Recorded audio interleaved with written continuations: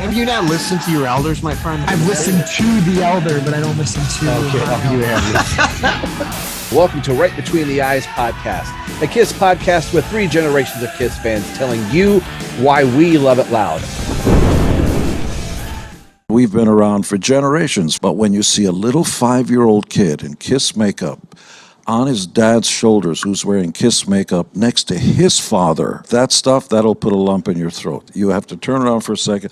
It gets me. It's music, but it's generational, and it brings families together instead of separates them. Hello, everyone, and welcome to Right Between the Eyes podcast, a KISS podcast with 3 generations of KISS fans telling you why we love it loud. I'm one of your hosts, Rob Myers, and welcome to episode 52, The Road to Rosemont 5, number 5 of 6. This is the Halloween edition of the show. You can follow us on all our social media outlets. They'll be scrolling at the bottom of the screen, as with everyone else as well.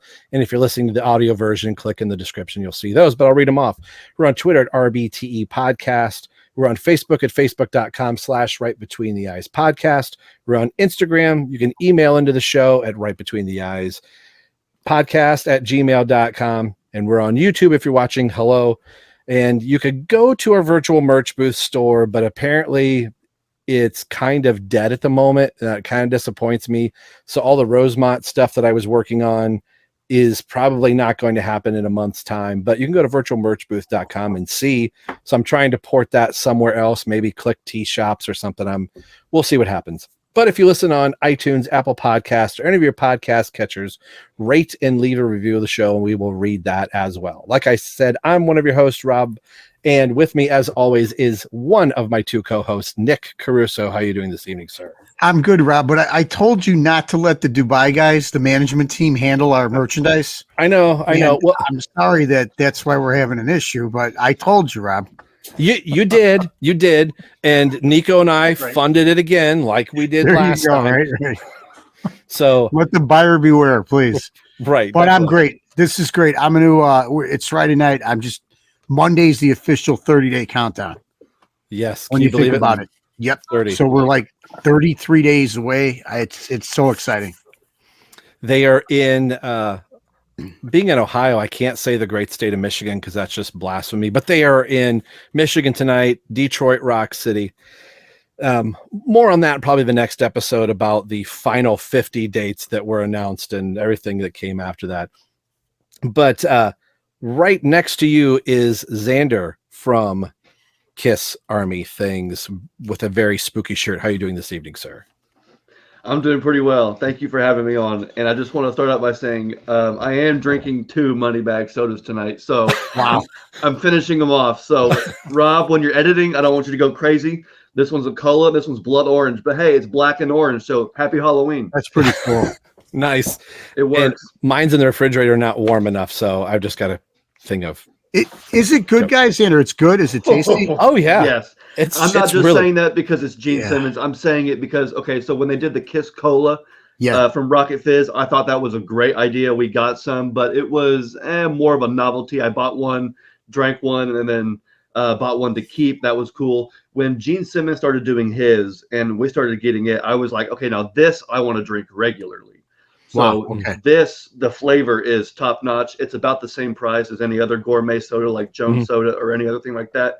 But the taste is really good. For me, cola has a terrible lingering taste. Pepsi, Coke, like that. This does not. Orange soda gives me heartburn. This does not. I love root beer, so this root beer is even better. That's cool. I got to get it, Rob. I got to go to 5-star review. Yeah, for real. The root beer was surprising. Like some root beers, you're like, it tastes like root beer. But I was like, man, this is a really good root beer. It could have said any other name on it, and I would probably still be buying it. That's my big endorsement. Right. But because it's Gene Simmons, you just gotta, because Gene, you have to buy a whole tire case because that's part of the deal. That's right. And drink it on every episode. Right. Just below me from Emily Graziano 96. Emily, how are you doing this evening?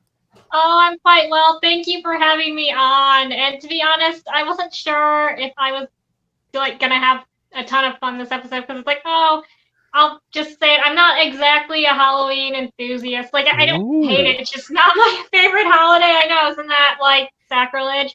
But my mom's like, no, Em, you're gonna have to go on because you're gonna regret if you skip it. So, but I'm really excited to be here with all of you. I think it'll be really fun. So thank you. It's good to see you. Awesome. And making his second appearance, Rick from It's All For You Demon. Rick, how you doing this evening, sir?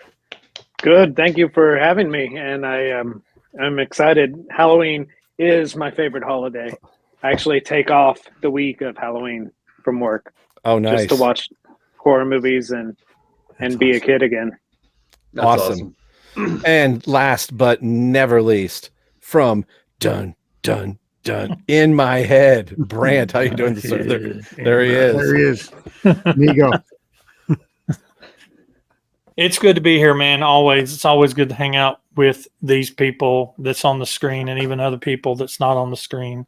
I was down just probably about 15 minutes ago. I was down in my driveway. My hands are still dirty because I sent into the little Kiss Nerds chat that some of us are in that White Knuckle tomorrow may be becoming Black Diamond because we're going to possibly trade the 2020 Scat Pack for a Last Call 2023 Scat Pack that's black on black with a moonroof, all the bells and whistles. And that's, my wife said, that's going to be my forever car. I'm like, well, it needs to be your forever car. You're going to pay on it for 8 years. So, yeah, nice. So it's, we're excited. And so what I was down in the driveway is we were taking some of the, we customize every car we get. And we were actually taking the lights off of the front of the car because that's like a $1,200 light kit. So we were taking it off the front of the car because I wasn't willing to trade that with the car.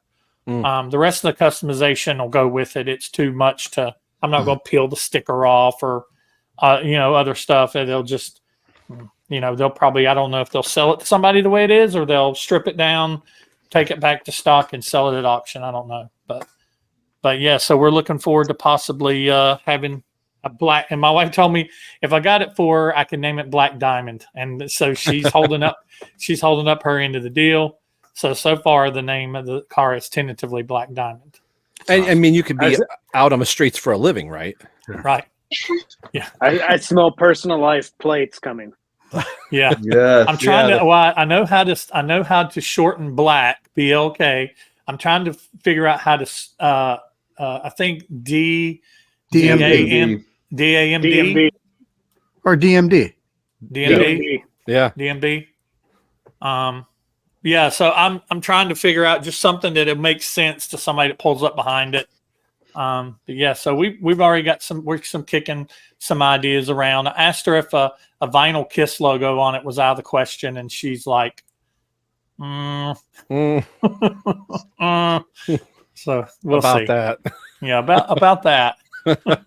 Well, about Kiss, this is the first time I think that we've done. There's probably been another podcast, but where Kiss is actually literally playing within. They're not. Evan Stanley may be playing right now. So last night was the start of the final 25 dates. That's so bizarre to say. Like, this tour's been going on long enough, and it's been the final 50, final 57, and we've seen this tour through a number of years, and it's just been one of those things. Like Paul says, the road is forever winding, but seeing the December 2nd date, looming around the corner, where everybody on the screen here is going to Rosemont. Rick, you're headed to New York. Just real quick, then we'll get into our topic here of what do you think now that Kiss there are no more stops other than a day off here or there, that we're full steam ahead for these final 24 shows. Any thoughts or any reservations, anything hit you yet? Or are we still too far away for there to be any like real feelings other than, wow, that set list is absolutely amazing? Let's start with Rick. We'll just go right around. I actually, I left the nerd chat last night, and not that I'm not going to come back, but I actually want to go in completely blind. I don't want to see a lot of stuff. Oh, okay. I don't want to watch a lot of stuff. You guys can talk all you want. I'm interested in hearing stuff, but last night I felt like I was like, oh God, they're going to start sharing clips. So I left the chat because I don't know. Like, I just want to go in without knowing the entire set list, without seeing and then it's probably the same show we've always seen, but I just want to go in fresh. And that's I'm kind of took my vow of Kiss celibacy last night, and I'm sticking to my 1980s no internet rule. Well, then let's just, for the vow of solidarity, then let's just keep the set list talk out. No. You guys can talk all you want. That's fine. If I just hear it from you, I'm not going to go actively searching. Gotcha. Stuff. So talk all you want. Please do. I'm curious to hear. Well, then I'm gonna kick it to you, Mr. Caruso. Well, I mean, they did 9 different songs. I mean, I don't mean to spoil it for you or anything like that, but it's pretty amazing. So we'll just leave that there. It still feels far to me. Yeah. Okay, and we're all. I'm going to be so lucky to meet most of you and stuff, but I still feel like it's really far away. First show kind of came and went. Read some articles by Paul that irritated me a little bit. He did an interview that we could talk about. A little bit of an irritation, but we won't spoil that. We can talk about that later on. But I love them. For me, it's going to be more about the camaraderie of all us getting together. And I, too, am not going to dwell too much on the actual show itself. Xander. Well, I'll just go ahead and say this. Rick, you may want to skip our next episode because we today did a whole episode about some of the new updates and changes that KISS just brought to Cincinnati. So you may use our chapters and skip around a little bit. But anyway, I'm very excited because I obviously grew up in an era where I've been able to keep up day by day. And I don't know, having missed the first 25 years, I haven't wanted to miss a second of these last 25 years. And so now these last 25 shows are even more special. So as soon as there was clips of Cincinnati, I'm not going to spoil anything, but I watched them and my jaw was on the floor. I was just so happy with what I saw. And so to be able to see that live in Indianapolis and then Rosemont with all of you guys is very exciting. It still is very exciting.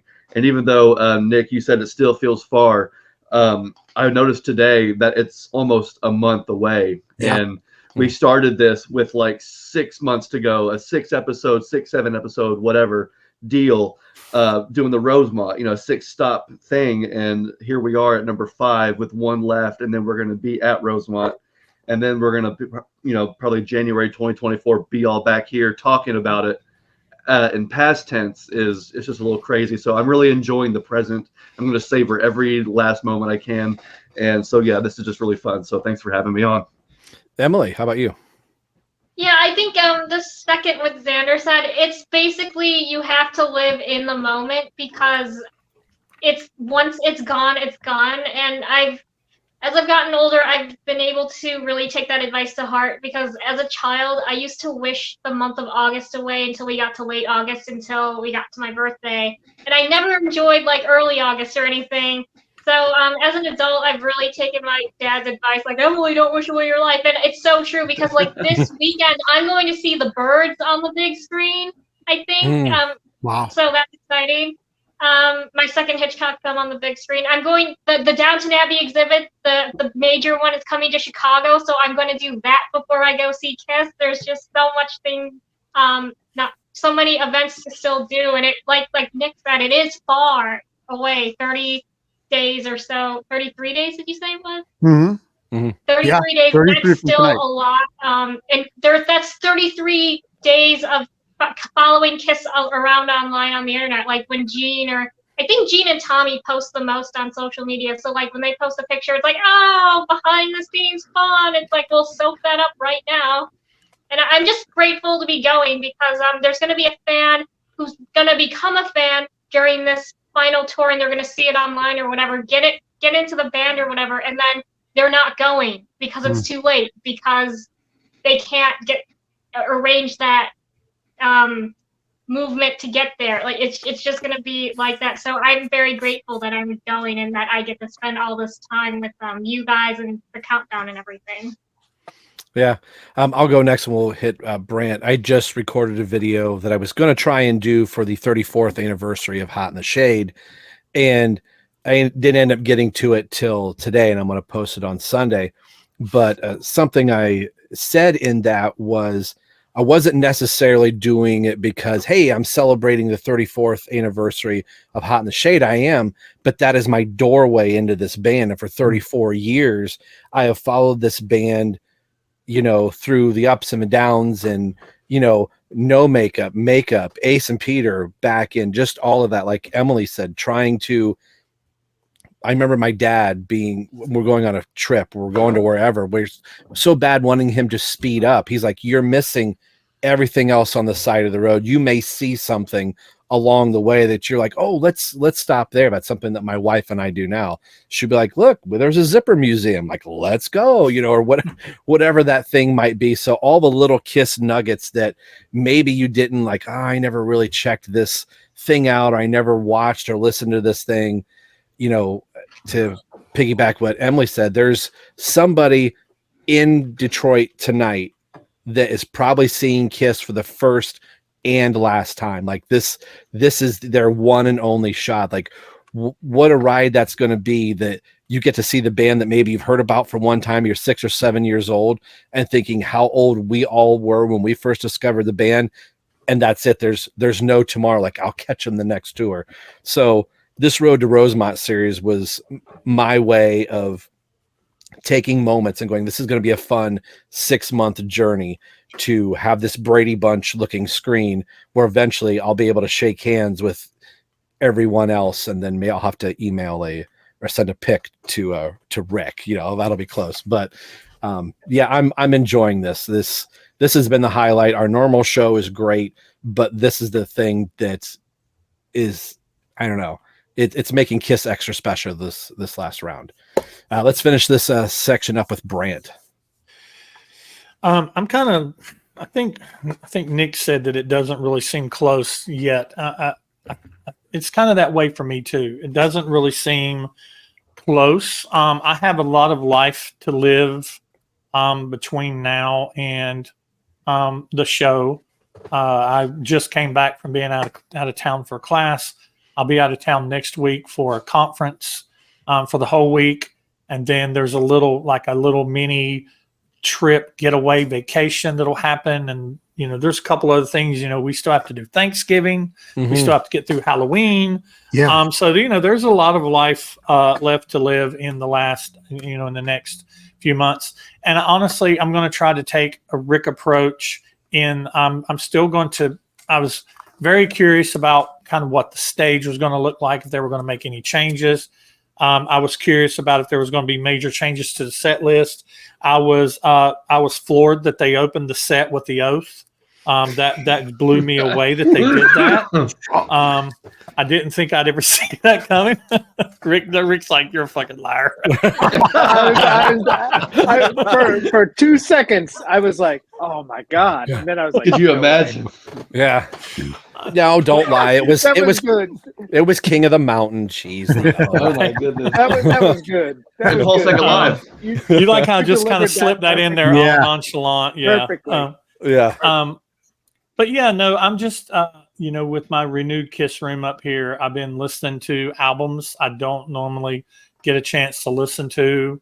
I've been sitting here kind of nerding out with my dolls and just kind of looking back over some memorabilia and just kind of like Rick, just being a kid. You know, my wife said whenever I step my room up here, she goes, and the 13-year-old room is complete. The 13-year-old's room is complete. And I'm like, good. I was shooting for 8, but I'll take 13. So I'm just trying to, at the same time, I'm excited to get to it, to see you guys, and to just have that experience. And I'm planning on documenting the whole trip with me and my friend Scott and you guys, all the way up there, all the way back. But at the same time, I'm also trying to pump the brakes and keep it not rush it at the same time. So I'm kind of in that middle there where I'm ready to get to it, but I'm also not in a hurry. And it's not really started creeping in my head yet about what happens on December the 3rd or what's January going to be like, what's February going to be like. I'm already kind of in the back of my mind, kind of formulating some different things I'm going to do with the channel. If I could make it maybe not so Kiss focused, but it still be something that the viewers enjoy. And I've been kicking around some ideas for that. And this room is kind of optimally set up for that. So, so I'm looking forward to it, mostly just for the friendships and, it'd be my first concert in 22 years and it'd be my first Kiss concert in 22 years and my last Kiss concert. So, and I'll be spending it with some great people. So I'm looking forward to it. All right. So this has been the only show in the series where I was like, what are we going to do? I knew what the first episode was and I knew what the last episode was. And I thought, okay, we're going to have a Halloween episode. What are we possibly going to talk about? Nick, last year we did the Halloween songs. If you're having a Halloween party, what would be the atypical songs that you would play? And that was fun. So I thought, well, I don't want to return that wheel because you and I'd be like, oh, okay, Almost Human's going to be on the list again, But what I wanted to do is this is Halloween based in theme, but it's more of the makeup aesthetics of the band. When you first saw the band, what were your feelings of the band? This is more of the scarier side. It could be songs, it could be album covers, it could be, the first time you saw Kiss Meets the Phantom of the Park. Were you hiding under a blanket when you saw it? Those type of things. So this is going to be a round table discussion. There's no list to go through. So we're just going to kind of go around the room. See, I don't have that magazine right there. That's scary. That's scary that I don't have it. So let's just start with Xander down there. You held up the magazine. Let's stick with the topic of makeup for the brief bit. Being at a younger age when you discovered the band, was there a little bit of like, I don't know about this, or were you just pretty much like, oh, they're wearing makeup, that's cool? So I'm kind of wanting to get there. Was there a scary, spooky side to Kiss before getting to know Kiss? What a great question. And so the thing about Kiss and my relationship with Kiss as both, visual and, audio, like a band, I didn't know what music was. I didn't know what rock and roll was. I was 3 years old. And so even though I had probably heard music on the radio, in a restaurant, in a store, in an elevator, blah, blah, blah, I had never consciously understood what a band was, what a band does. And so watching Kiss Extreme Close Up, talking about them, recording, writing, and touring and all that, that was my gateway into music, rock and roll, and what all that means. So there was no predisposition as far as, most people, if I tell them about Kiss, there might be a reservation because I've never listened to or heard of a band that does that. Most bands just get up on stage. So I never had that. So I can honestly say that I was never like terrified of the band in that way. However, this was a really fun topic because it made me think, because I never saw Kiss as, scary or terrifying like most people might have in the 70s when, things were a little different. Obviously, as time goes on, you have to be scarier and scarier and scarier. So some things don't resonate as much as they did maybe back then. This topic made me kind of think about some of the scarier aspects of the band and trigger some of those, because I love horror movies. So I had to find that. And I actually did come up with a small list of things. So as far as your first question goes, though, no, I have never been terrified of Kiss or had any reservations from Kiss because of the makeup or anything like that. Nick, let's roll it over to you. Yeah, me either. I've got a couple things when we get to that that scared me about the band. But as a 10-year-old, I'm just like you, Xander. Like I love the Universal monsters, the old movies, Frankenstein, the Wolfman, Dracula, and I loved comic books. And at the ripe old age of about 10, when I first discovered them, it was like everything mended. It was like my favorite things in the world kind of came together, and it was just an unbelievable experience. So the makeup itself never scared me once. Nice. Rick? Coming in as a fan in '88, all the scary stuff was gone. But as far as the makeup, I did come up with a small list as well. But as far as the makeup, I remember 1980, I was in the first grade. My next door neighbor he had like a dirt bike, like a motorcycle dirt bike, and he would race us on our pedal bikes up and down the street. And he would always work on his bikes in his garage. He had the US Tour 76 poster in his garage. And I was too young to realize that was the bicentennial pose. And I just remember first exposure to that makeup, seeing that bandage on Peter's head with the blood, and it scared me. And that was my first ever real, like, this is something dangerous I shouldn't really look at. I can't mention this to my mom. She'll freak out. And, later on realizing, that he had the US Tour poster. Wow. And I mean, that would have been 1980.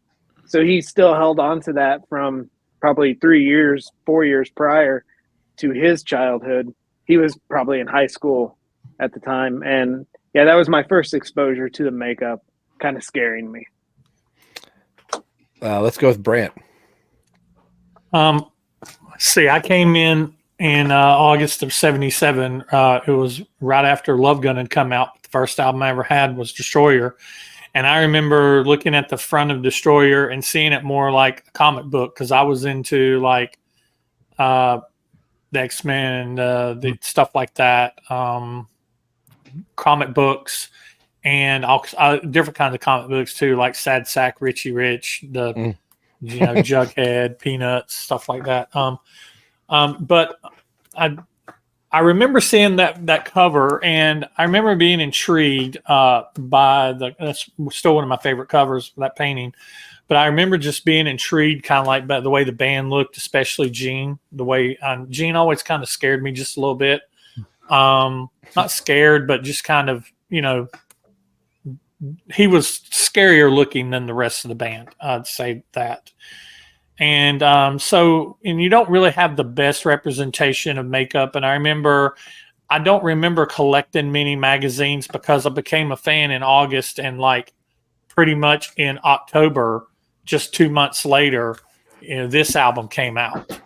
And seeing this picture right here was one of my, this is probably in my top 5 favorite pictures of Gene. There's a couple on the Kiss cards, and they all involve blood, a lot of sweat. There's one that's in the Phantom magazine where he's just got blood all down his chest. It's all over his guitar. His tongue's out. The blood's dripping from the tip of his tongue. And around that time was when it was also around Halloween in '77.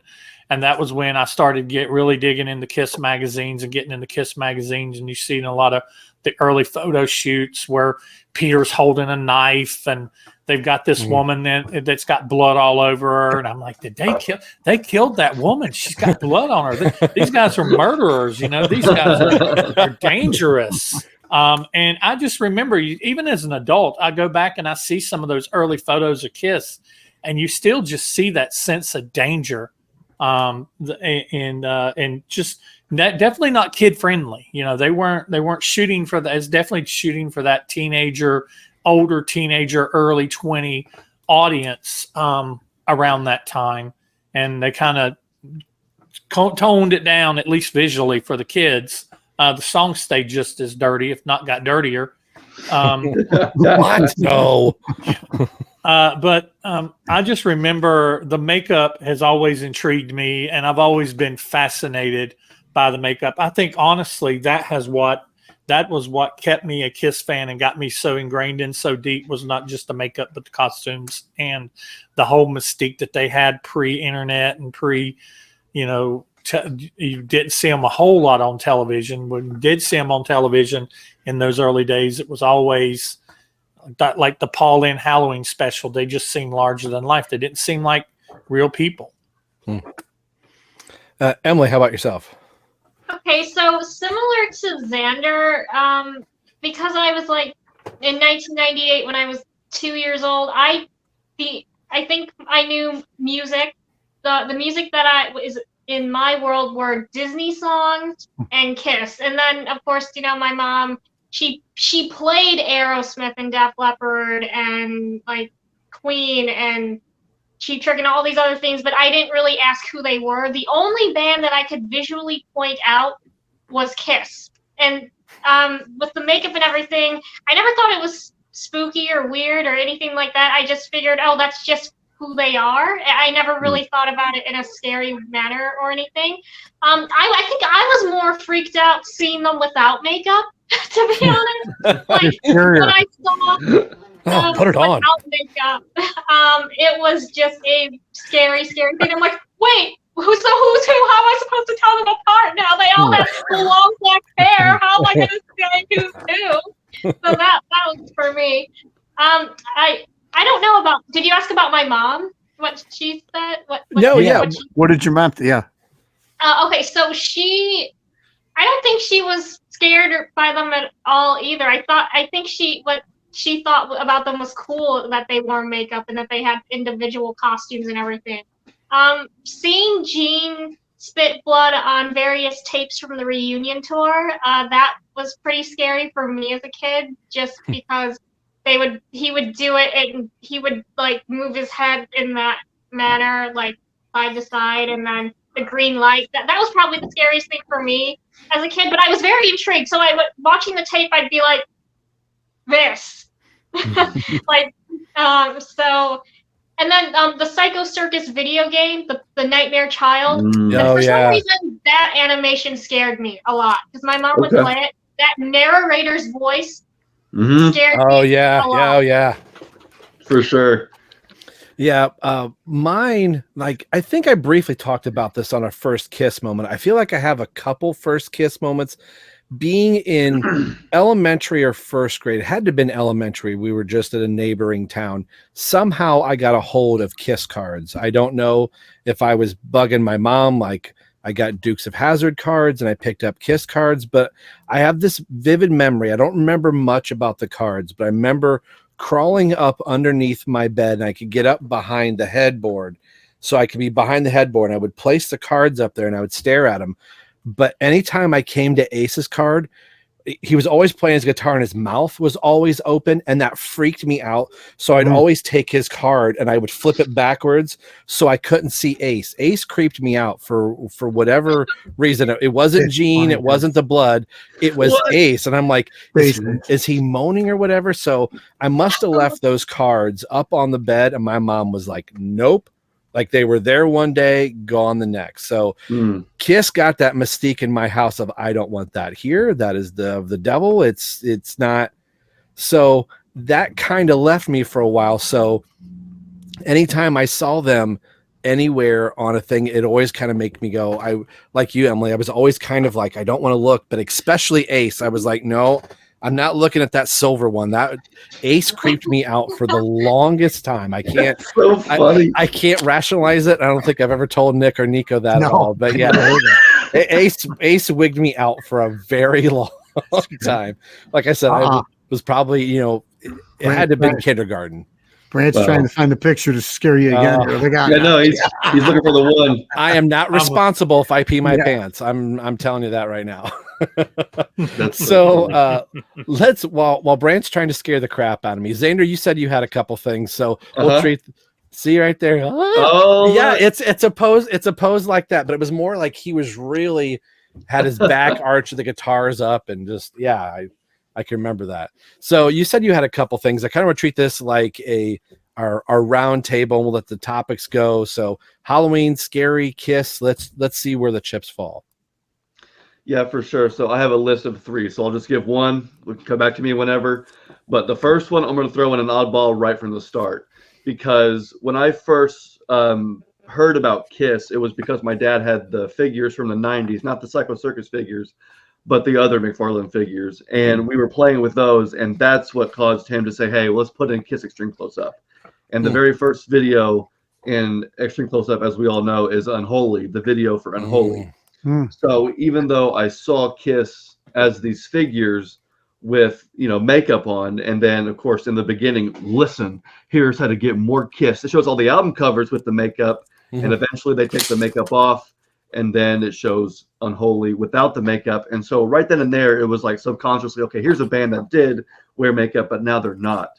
And watching the Unholy music video, you actually get a pretty creepy music video. I mean, out of all the videos they've done, that one is probably like the heaviest and the darkest and the meanest and the grittiest was that video. I mean, it's shot in like mostly black and white, and Gene does the eye roll in the back of the head. He does, all of his, Gene stuff. And I wish I could have a tape of Jeb and I's reaction when we first saw that, because he was only one. I was 3, he was 1. But I would like to get a tape of our reactions. Although I'm pretty sure we just probably look like those two boys in the video. They're just standing there like this. Like on the outside, we're like this, but on the inside, it's like behind it where the shadows are like we're getting it, but like it's kind of weird. So it's kind of funny how Unholy, even though it was unmasked Kiss, it can still trigger those horror movie elements. And so I love the production and what they did with that video. It's still, even today, it kind of creeps me out in a good way though. Yeah, I remember watching that video and trying to, like, first time I saw it, I'm like, were there like faces in the rocks? Because the lights were flashing. So I remember my best friend and I, we were trying to pause it just right, and we got the still shot. We're like, there's a face and there's like masks or something in the rock. So then we weren't really focusing on the band. We were looking at other stuff. And I remember Ben going, dude, that's a pentagram on the ground. And we're like, no, well, holy crap. What band did we just get? Because like, we're new, like Unholy's like Hot in the Shade, Forever, Rise to It. And we're like, this is awesome. This is great. We get to Unholy, and I'm like, oh, my mom's going to kill us. She like made sure mom and dad were gone when we were watching that video. And it took a while. Like, should we be listening to Unholy? Like, what are they? But yeah, seeing that face, we were just both like, and then hearing Ben go, dude, that's a pentagram. We were like, oh. That is so funny. That is so funny. You would be there forever. Unholy. Go ahead. Sorry, Rick. You and Jeb have to dress up like those kids from the video for Halloween. That'd be a great Halloween. That'd be a great Halloween thing. Oh man, that's so funny. I love it. You're right. That'd be hilarious. Anybody else have anything on Unholy before we move to our next candidate? Let's go with Nick. What's something on your list that you've got that's Yeah, so I've got a couple things, but I'll just tell you the first one. So you have to go back to 1975. 10-year-old kid. I think I was in 5th grade Catholic school, and I get Alive, and I just obviously was in love with it, playing it back to front to back, or whatever. But there's that one moment on 100,000 Years where Paul says, I know some of you people like to get high tonight. And I had to play it a couple times just to make sure. And in my mind, I was like, oh no, is this bad? Like, are they on drugs? Does everybody that like them get high? And Ace doesn't take drugs. Right. But at that time, I was really like, it was a conundrum for me, because I was kind of like, should I like them? Should I not like them? That was the one part of the terror. The other part was that I could never play that. We had a basement. We had the turntable down there. And my mom was really cool. Like your mom, Emily, we played all kind of different music, but I was always like, I would take the needle off immediately on that part, because I didn't want her to hear it, because then it would be like, what are you listening to? And it's funny. I thought I was the only guy to think that way, but I think on Shout It Out Loudcast, I think Tom alluded to it too, but it was a really freaky thing for me, because I was like scared to like them. It gave them such a dangerous appeal. And I was like, should I like them? Am I doing the right thing here? Or am I like, are these not good people? But I got over it pretty quickly. I'm not going to lie to you. That lasted for a couple of days, and shortly thereafter, it was just like a little mini phase of self-doubt that I had, if you will. That's pretty cool. Rick, what's something off your list? When I was 15, I was getting that back catalog on CD, hearing a lot of these albums for the first time. And my mom was gone. And you remember those days where you'd play your stereo in the bedroom super loud when the family's gone. You can hear it throughout the house. And I had never heard Destroyer before. I'm in the kitchen, and I think Shout It Out Loud's the last song. It ends, and that rock and roll party starts. Scared the living bejesus out of me. I didn't know. Same, dude. Same. It sounded like a backwards message, and I was like goosebumps everywhere. And I kind of like sneaked down to my bedroom. There's something about that last track. Oh, I mean, heart palpitations for a little bit, and then I realized that replayed it. Oh, it's an extra track on the record, but never knew that existed. Scared me to death. That's so funny. Brant, what do you got? Well, honestly, that's funny. Rick's my brother from another mother, because I was going to go back and do mine chronologically, and that being my first album, Destroyer itself just has a whole atmosphere about it. The whole album from front to back has an atmosphere about it. And it's like it's in its own little capsule. And when you get to that end, I remember the very first time I heard it, you're not expecting it. And then all of a sudden this comes on the way it comes in, and you're sitting there trying to figure it out. You got this choir and Paul saying some stuff and all this echoing, and you just sitting there, and I'm like, what is this? And I remember like Rick, it raised the hair on my arms. It creeped me out. I still don't really care too much for it to this day. I mean, usually by the time if I'm listening to that album, I'll usually move on to something else. I'm not saying that it don't scare me and everything. It's just that it scares me. It's just now as an adult, it's creepy. I think that's that whole Ezrin thing. They started with something extracurricular before Detroit Rock City, and they wanted to end the album that way, kind of bookend it. But yeah, that was the first one on my list too. As soon as he said, when I went through the back catalog and I put on Destroyer, I knew where he was going. I knew he was going to Rock and Roll Demons or Rock and Roll Party or whatever they call it. Yeah. It's like, is this his soul being sucked into hell? Well, mine's falling kind of thematically in that. So became a Kiss fan on December 2nd, because we had a Christmas village. Long story short, we, our town does a Christmas thing every year. So my buddy knows that I was taping Headbangers Ball for him. So the previous night I taped Headbangers Ball, and we saw Hide Your Heart for the first time.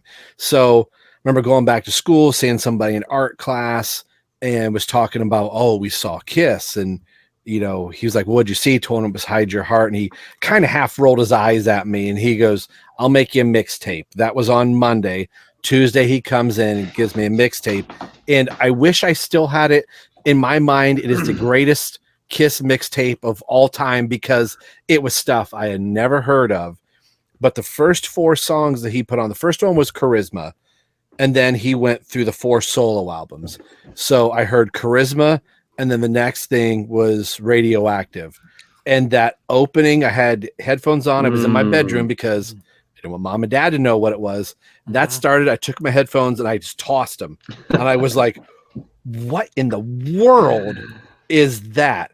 So I remember like kind of fast forwarding and then hearing Radioactive, and I went, did I miss the song? I remember pulling the cassette tape out and looking at it going, I didn't fast forward that far.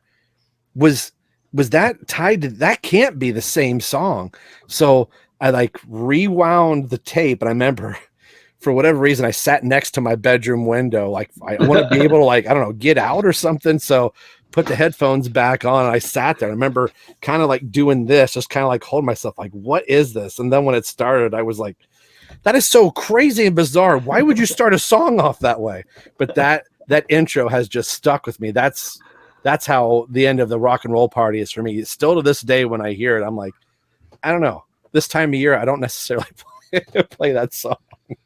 The beginning of that song is Halloween. It is every embodiment.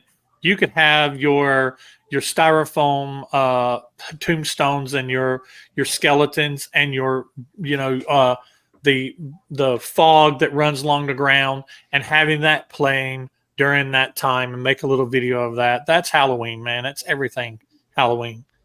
I had heard somebody say once that their theory was that is the demon Gene Simmons. And when you get to Radioactive, it's the solo Gene Simmons coming out, and this is his solo album. He leaves his Kiss persona behind. That was one reviewer I heard. That. And I thought, well, that's kind of interesting. And he said that's why the rest of the album doesn't sound and feel like the atypical Gene Simmons that we know. But I like that. Interesting. Emily, do you have anything on a list for that's Kiss Halloween-ish?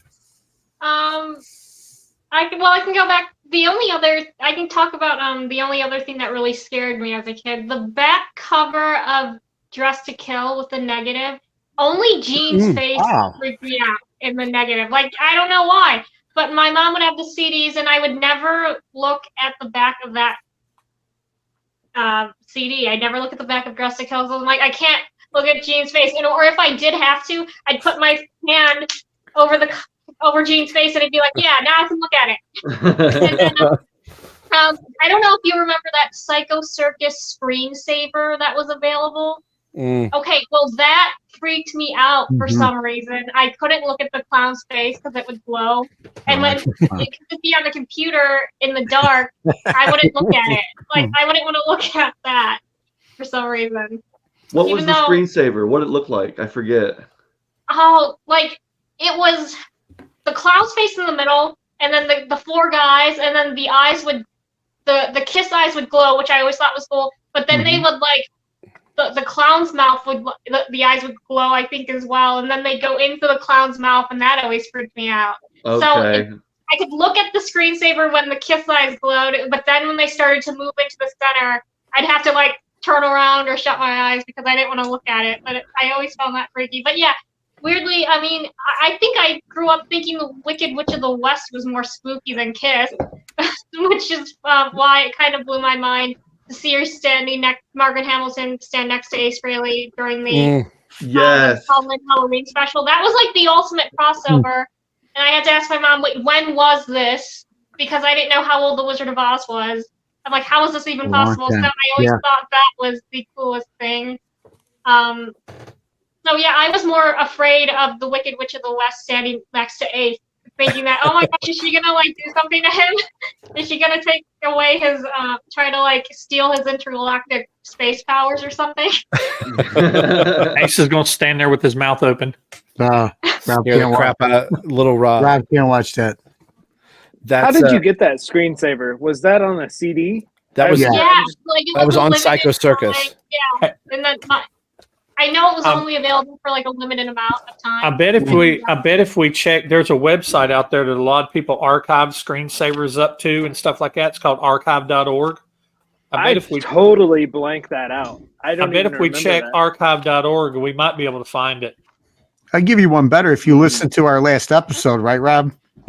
You've got a great interview in there where Ace talks about the interactive Psycho Circus CD. I almost drove off the road because that's when I was listening to it, Rob. That was so funny. Rob, I forgot to text you how great that was. That interview, and Paul's kind of chiding him on a little bit and making fun of him. I know. That is that's one of the funniest. What else does it do, Ace? Yeah, what else? It's interactive and stuff. We got the crackles in it. It's like, it's hysterical, that interview. Put it in your CD player. You're gonna see me playing on the stage. It's so funny, and it's really good stuff. It's so funny, the fact. What about this one, Rob? Oh no, Rob, turn your head, Rob. Don't look at that. I can't even. That interview is so funny. Like, it's hysterical. They're in their early 70s now.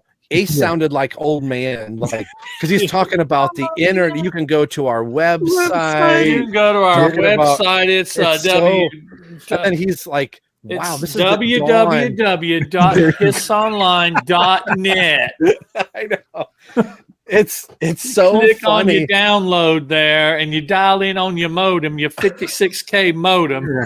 I don't know how you found that, Rob, or if you had that somewhere. That was a genius, man. That was outstanding. That was so great.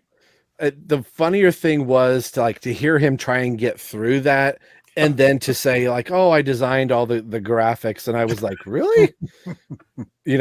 That's kind of funny. Oh my goodness. So Rick, what do you got there for us for another item?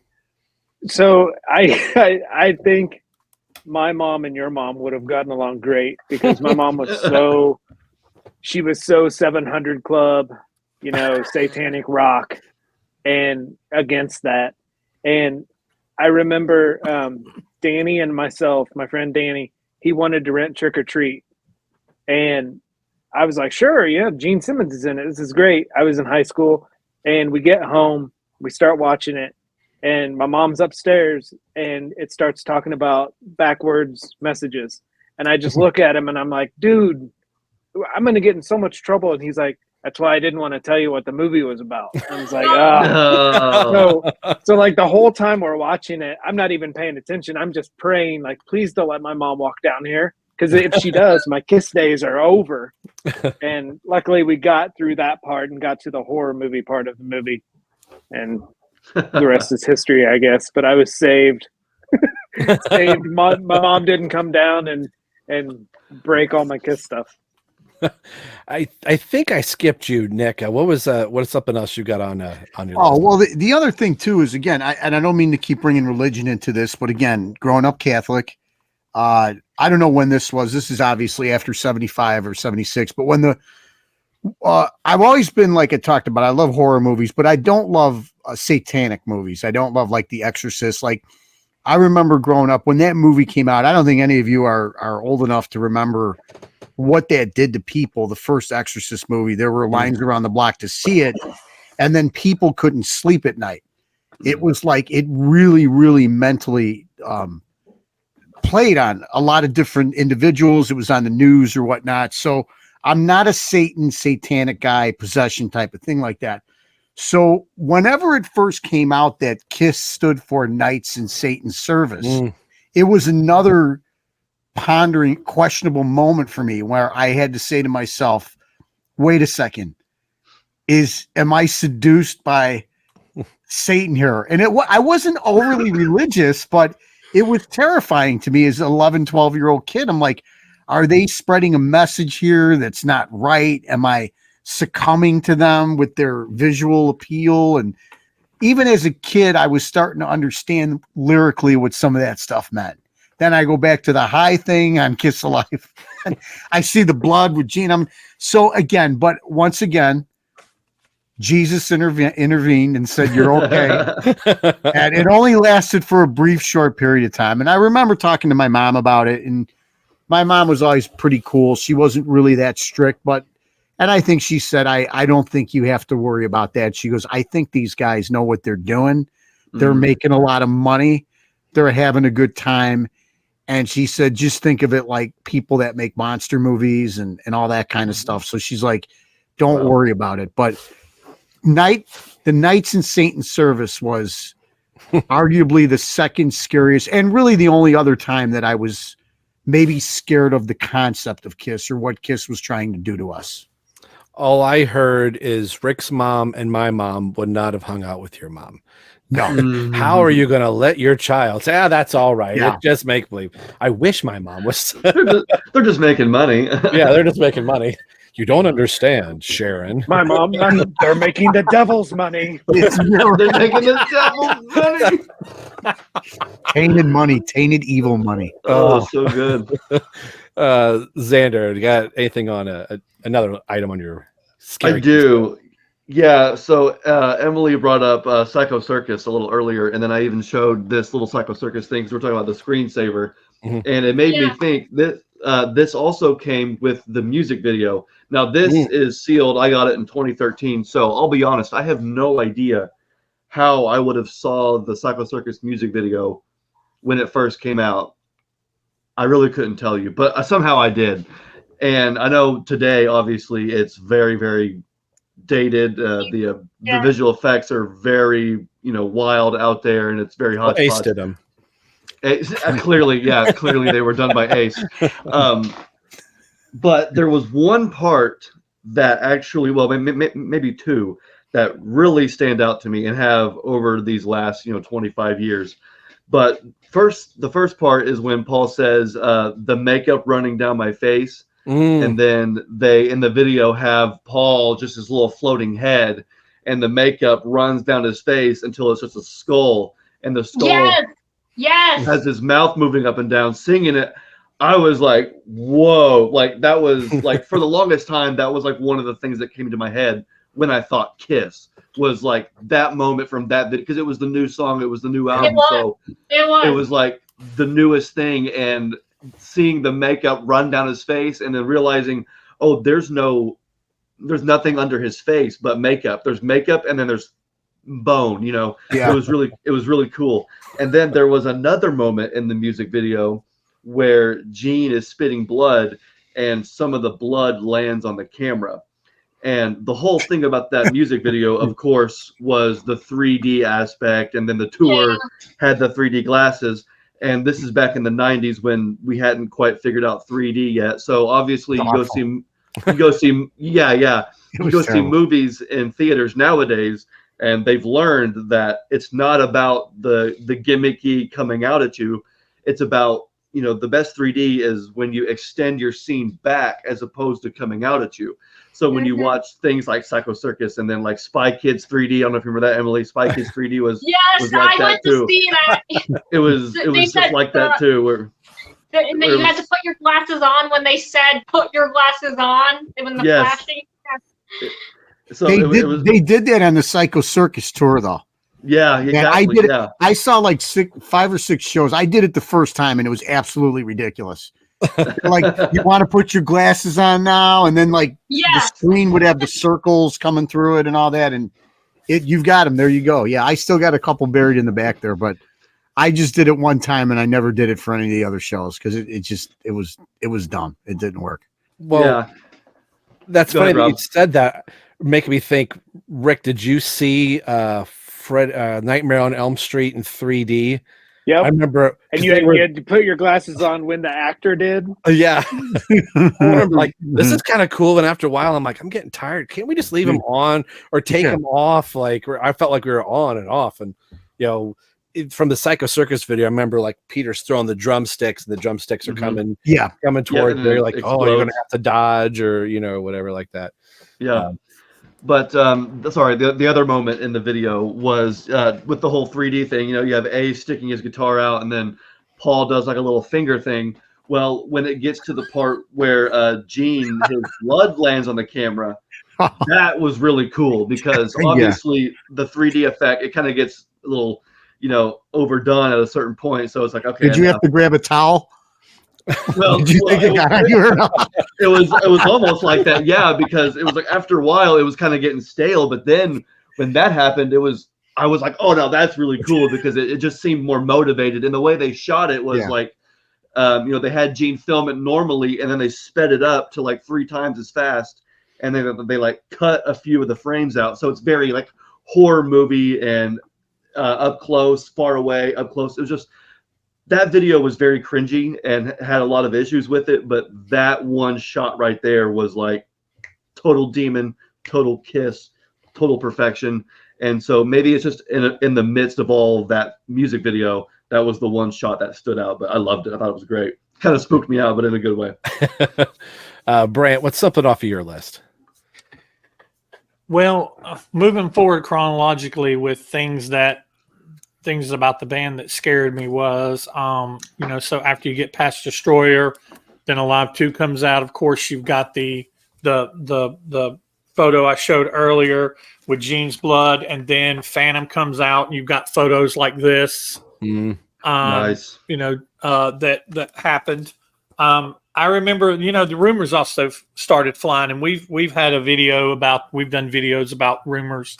And you just start hearing all the crazy rumors, like Gene having a cow's tongue, or Gene spitting up chicken blood, or spitting up his own blood by biting his tongue, or spitting up whatever. Or the rumor that I heard a lot when I was a kid, but it may have just been regional, because everybody I've ever asked them if they've ever heard it, they're like, I've never heard that rumor, was that, you know, Kiss was a band and they were normal guys, and they had a night of devil worshiping. I guess it was when the Knights in Satan service, also heard Kings in Satan service, and they had like a seance and basically sold their souls to the devil. And when they woke up, the makeup was what was on their face, and that's why you never saw them without makeup. That's pretty was cool, because man. they couldn't take the makeup off. Marked by the devil. Yeah. I almost wish that were true. It's pretty wild. That's pretty metal. That's pretty metal. It's like the Marvel comic, though, when you think about it, right? Like or something. That's pretty cool. You're right. The rumors were pretty wild with some of that stuff. And I think it was just a whole rumor thing, and then of course with the solo album, Gene having the blood on his mouth and coming out of his mouth, and then the beginning of Radioactive. I think it's just the whole atmosphere.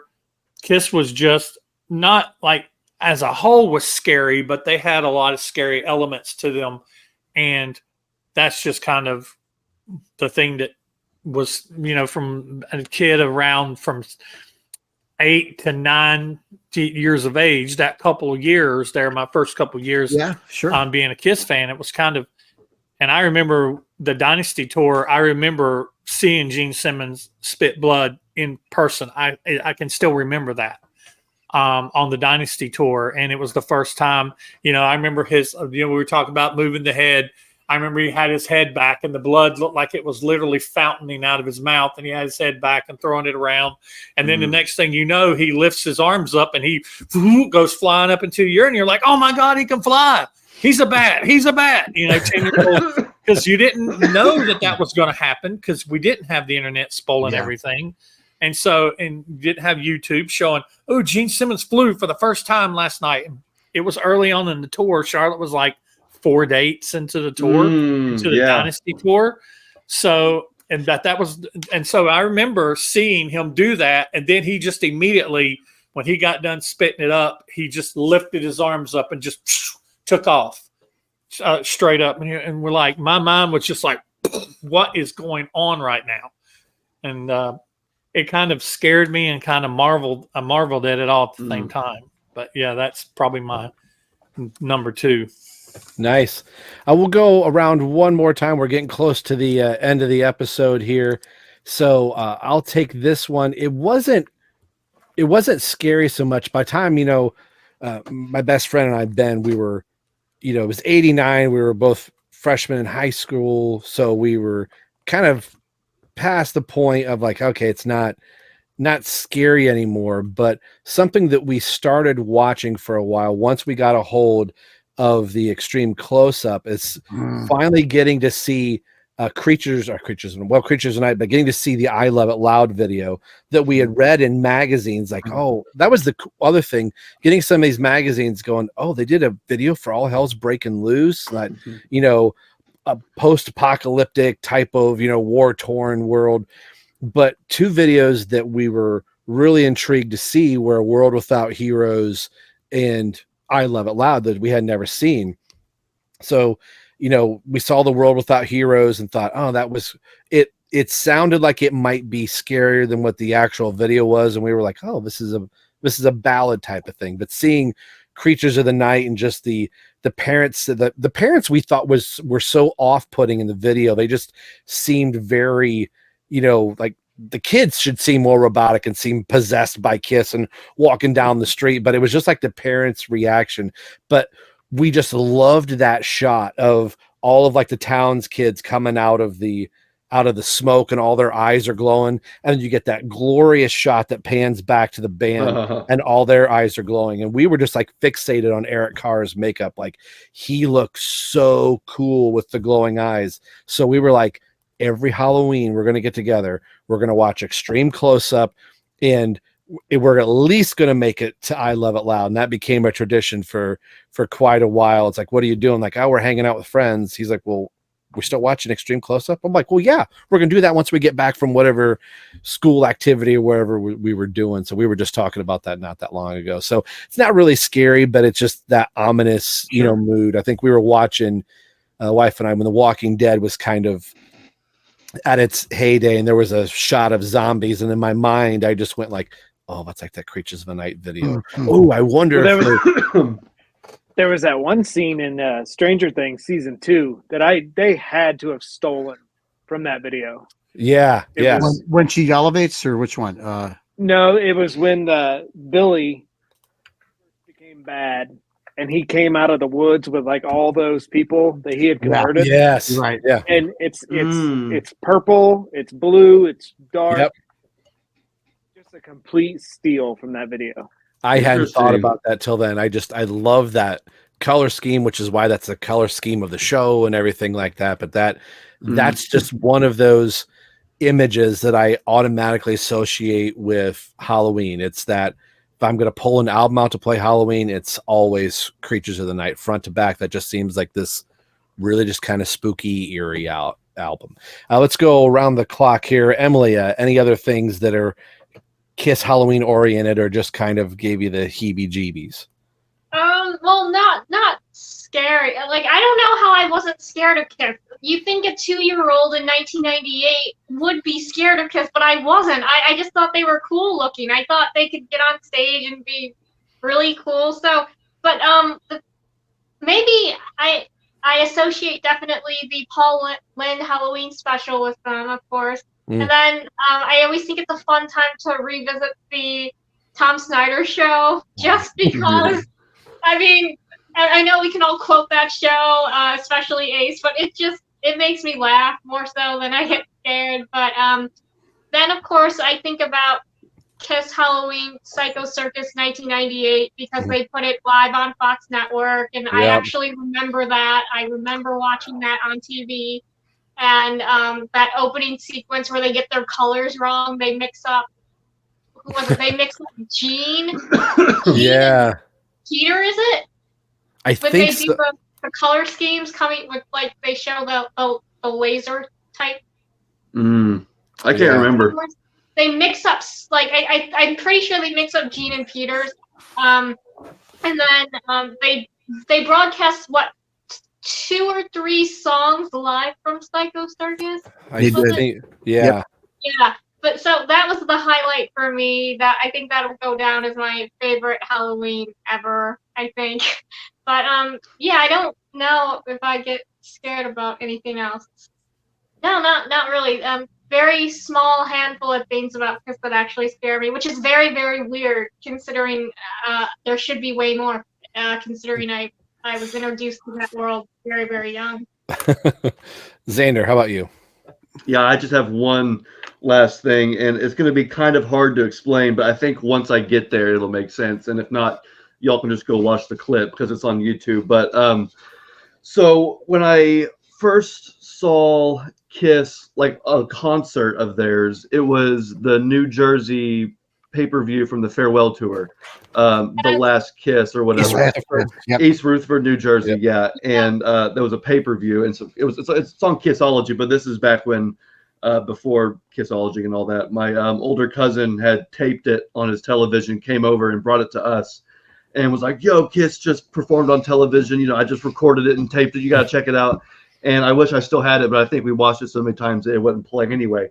But that was my first time seeing, you know, the curtain drop and them descend and hearing Paul's banter and the drum solo, the rockets and all those things, you know, Paul flying. That was the first time I ever saw like a full Kiss performance. I had seen some live stuff and some studio or some music videos like on Kiss Extreme Close Up, but watching that concert was like the first time seeing Kiss live like that. And one of the moments that really stuck out to me was, of course, during God of Thunder when he spits the blood and flies up. It's very iconic. And so that was really cool to see that in full. But during the song, once it gets to the part where they use the monster voice and it's, I am the Lord of the... So on the screen, I didn't get to see the show, but it's on the video and it's on YouTube. So during that part, they have a close-up of Gene's face. And then they switch the video into negative.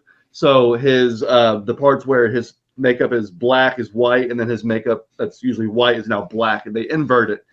And he sings that whole part, and they just keep flashing from negative to regular to negative to regular, like the whole time. And it's just him, I am the Lord of the Wasteland. And I remember that just like sticking out to me as being like one of the coolest things ever. And they haven't done anything like that since. So it's only something that I attribute to that first farewell tour. But it was so creepy and so unexpected.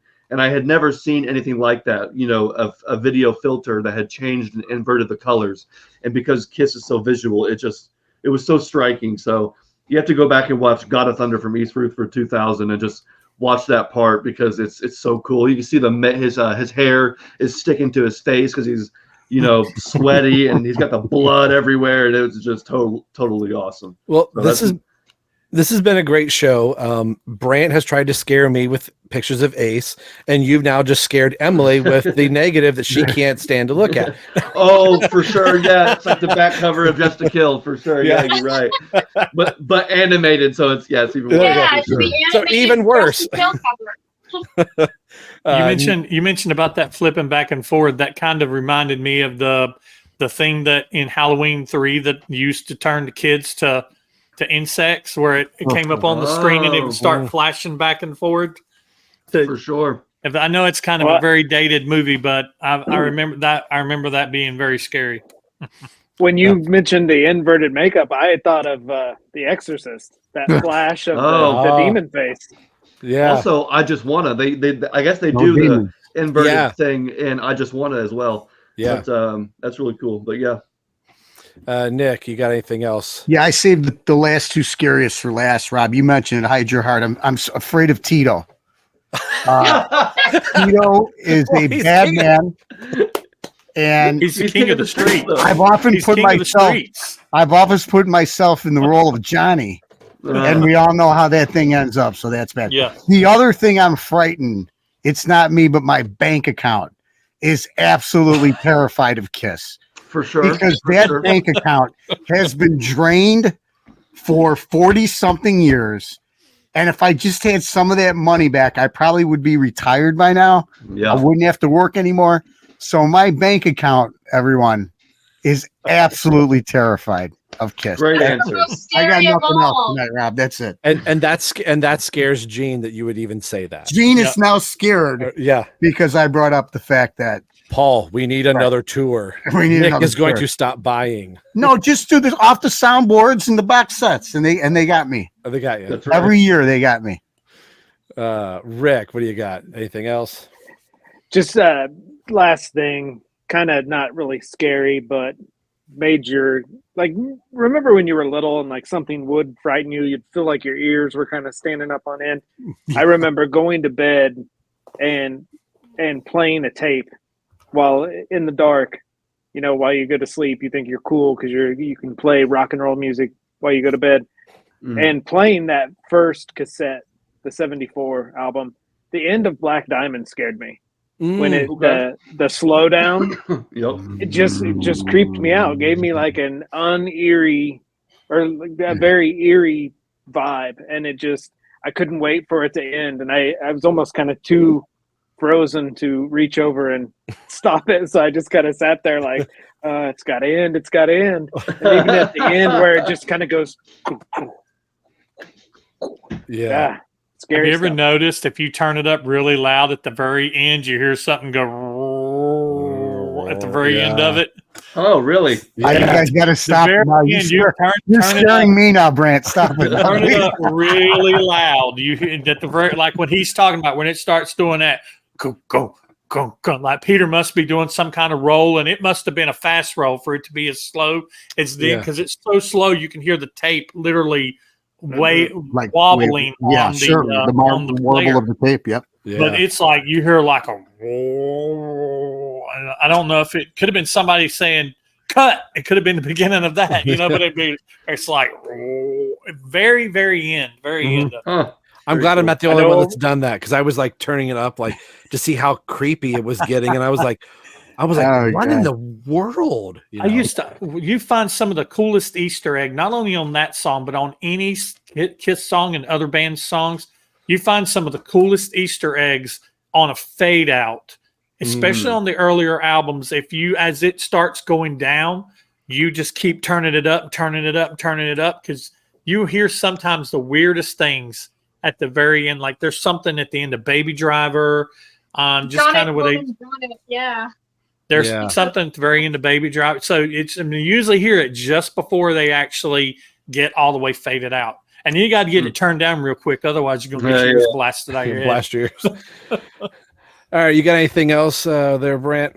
Mine is it's not really it's not something that scared me about Kiss, but it's something that I got scared one time that has to do with Kiss, was related. Kiss, you always think about Kiss around Halloween. It's not, and this was before Phantom and they just are a very Halloween spooky season type band. And so I remember whenever they Kiss put out the Collettsville costumes, I had a Collettsville costume, had Peter. And then, after the year after that, I think for a couple years, they had the Kiss Your Face makeup. So the first year I dressed up as Peter. The second year I dressed up as Ace. I was kind of starting to move into Ace camp, but me and my half sister kind of fought over who, because she was Ace. I was Peter, she was Ace. And so we were together. We weren't Brant and Kelly. We were Peter and Ace.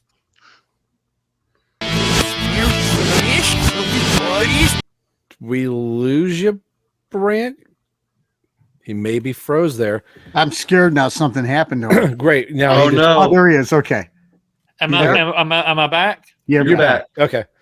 I'll just back in the New York group. I think it was like an alien abduction there for like a millisecond. If he starts talking backwards, I'm out. Rob, this is getting creepy right now, man. I think we're getting the signs from Rick and I's mothers that the show needs to end. I think something weird is really going on. Let me tell you what happened. So what's the last thing you heard me say? Because I think my internet farted for a second. You and your sister are trying to figure out which demon you were. So she always wanted to be Ace. I wanted to be Peter. Whenever we were together, we were Ace and Peter. But the Halloween before that, I had a scare. I was dressed up as Peter. I had my Collettsville. Rick, I think I've told you this story before. I had my Collettsville costume on, had my Peter mask on and everything, and we were going trick-or-treating in the neighborhood. And we went up to this one person's house. The house was kind of scary. Was a nicer neighborhood. They had their yard made up and the cobwebs and everything everywhere. And, we went up to it was me and, the parents would always stop at the curb, and we went up and we were trick-or-treating and got up there and, costumes are nice. I had on Peter, my half sister had on Ace.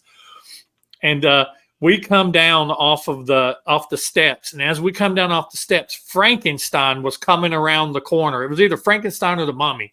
I can't remember, but the husband of the house would get the kids as they was coming off the porch and chase them, And I had on my Peter costume, and I ran and got up under the car and would not get out from under the car. They had to literally pull me out from under the car, and I tore my costume all up, the plastic trash bag that you basically wear. Tore it all up. I think I snapped the rubber band on my mask, and my mask got all crumpled and oily from being under the car. But I mean, I was like, 9 years old, and the mummy was after me or whatever. So, but I remember that to this day. And I ruined my Collettsville costume. But anyway, really didn't have much to do with Kiss scaring me, but Kiss was involved. And that guy owes you a Peter Criss costume. Yeah, I just looked it up. I just looked it up on eBay. He owes me about $400. There you go. I was just going to say it's not that expensive at all. Could be worse. Well, this is where we're going to bring this episode to a close, and starting this project, thinking, ran it by Nick and Nikko. What do you think about doing this series? It'd be about 6 months, and we'll see. I'll reach out to Brant, see if he wants to do it. And I thought, all right, he was into it. Then Xander, then we had Emily. We've now added Rick. And next episode is the 6th and final for the mini series. And I really appreciate everybody's time that it's taken trying to, I mean, it's one thing doing a podcast with 2 other people that at least they're related to figuring out like, okay, what's the schedule? But now trying to add 6 and 7 different people to this my hat's off to everyone that's been doing this long. And even Rick, you doing these last couple has been a blast.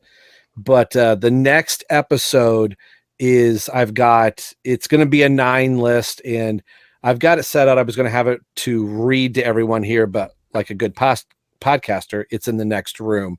But I can't think of a better way than to talk about our favorites, our favorite members, favorite albums, the things that made us Kiss fans, maybe a piece of memorabilia. So it's going to be all that type of stuff. That's what the episode's going to be.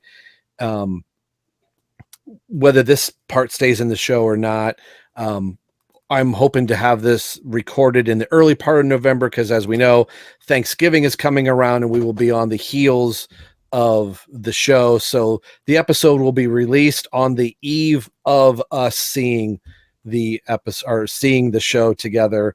And then we'll have to circle back the wagons after the first of the year so we can hear about New York from yes. So that'll be cool.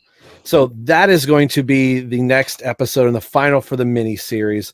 So let's go around the room here. Plug your channels, anything that you want to talk about that you've got going on, or anything that's going on in your podcasting, Kiss podcasting universe. Let's start at the bottom and go to Emily. Where can people find you if they want to check out what you're doing? All right. First, I want to say thanks for having me on. It's always a pleasure. I can't believe there's only one episode left. I'm on YouTube as my name, Emily Graziano, and then I'm on Twitter or X, I guess, at FlapperDame16, and that's the same on Instagram. Post about Kiss, of course, and then like all movies, and I'm going to be seeing the Downton Abbey exhibit coming in Skokie this November, so that will be up. So I just want to say thank you for having me on, and we'll see you when I see you. All right, Xander. Check out Kiss Army Things on YouTube, and you can follow us on Facebook and Instagram.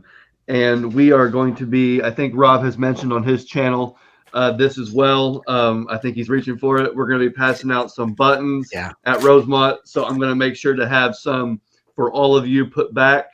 That way you guys can get yours. And then if anybody watching is going to be in Indianapolis or Rosemont and you happen to see, hey, that guy's from Kiss Army Things, come up, say hi, shake my hand, ask for your button, and I'll give you one. I have a limited amount, but I want to just meet as many folks as I can. And of course, meet you guys and, give you guys a button, shake hands, and just say hi. So it's going to be a really fun time. And then Rob, thank you so much for having me on the show and for orchestrating this. I love it. I'm having so much fun, and I can't believe there's only one left. So yeah, this is great. Thank you. I know. Yeah. It's going to be a 4-hour episode. Heads up. No. 5 right coming. Yeah. Mr. Caruso, what's going on in your vigilante world? First of all, I want to thank everybody for coming on. This is a blast. I want to thank Rob for putting this all together, for doing the incredible job he does on our podcast. Everybody could find me at N. Caruso Jr. on Twitter. And I do another podcast with my son, Nikko, who will be on that next episode. He couldn't make it tonight. And our good friend, Nick Zednick, the Vigilante 1939. That's all Marvel, DC Comics, movie, Star Wars related. Nice. Rick, what do you got going on, sir? You can find me at It's All For You Demon on YouTube and Instagram. And thank you so much for having me on. I love to talk shop with you guys, and I love hearing about you guys all going to the same show. That blows me away. That's so much fun, and that is what this whole thing's about. Mm-hmm. Yeah. Strangers on the internet, friends in real life, and that's very cool. Awesome. And last but not least, in my head, what's going on, buddy? You can find me on YouTube and Instagram and Twitter X. Just search for In My Head channel, and and I'm going to start doing lives again in November. Put a poll out, and it was overwhelmingly that people wanted me to do lives, so I'm going to do at least one, probably just one live a month, and I'm going to have segments in there like talking about current events.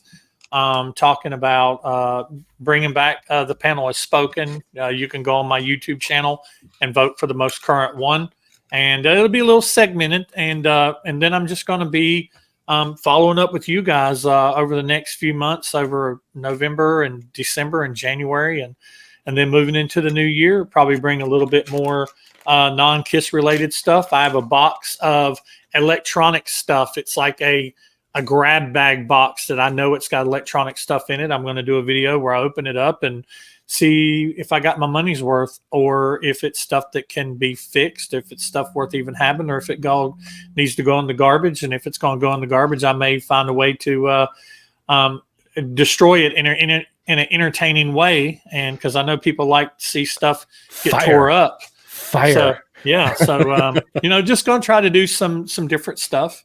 I've got some stuff that I bought from Canada that I still need to taste test.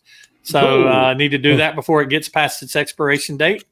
So I'm just going to be, still keeping it fun. Still keeping some KISS content on the channel, but we're going to try some other things too. Cool. And I've already started collecting my buttons. I just got this lovely little button in the mail. Yeah, mine's over there. I was frantically trying to find it. I'm like, what did I do with the button? And I saw it. I've got to order my buttons. I've got to get on the case. I know I'm going to order like 50 for like $40 or something like that. Yeah. And I need to make sure that I've got one for all you guys and have some to give out at the show. Yeah. I was debating on what size. So seeing Rick's, I was like, oh, should I go on bigger? But that's kind of cool that they're all being different shapes and size and things. So for our show, it's Right Between the Eyes, Drummer Rob 10. You can follow me at Drummer Rob 10 also on Instagram, and I'm doing a lot of drumming stuff, posting pictures of my kit and different things like that. This is again all the episodes that we do. I love everyone, but this series has been really cool, and Rick said it so perfectly that getting a community together, sometimes through Facebook and internet communities, like you're never going to run into those people, but you're like, oh yeah, well, we're as good as friends as we can possibly be through the technology that we have. But for everybody here, that we can all occupy the same room at the same time and walk around the arena is worth the price of admission. So on the behalf of Emily, Xander, Brant, Rick, and Mr. Crusoe, I'm Rob. You've been watching and listening to Right Between the Eyes podcast with a whole lot of generations of KISS fans going to see their final KISS show. We'll see you in the next episode. Take care. Bye.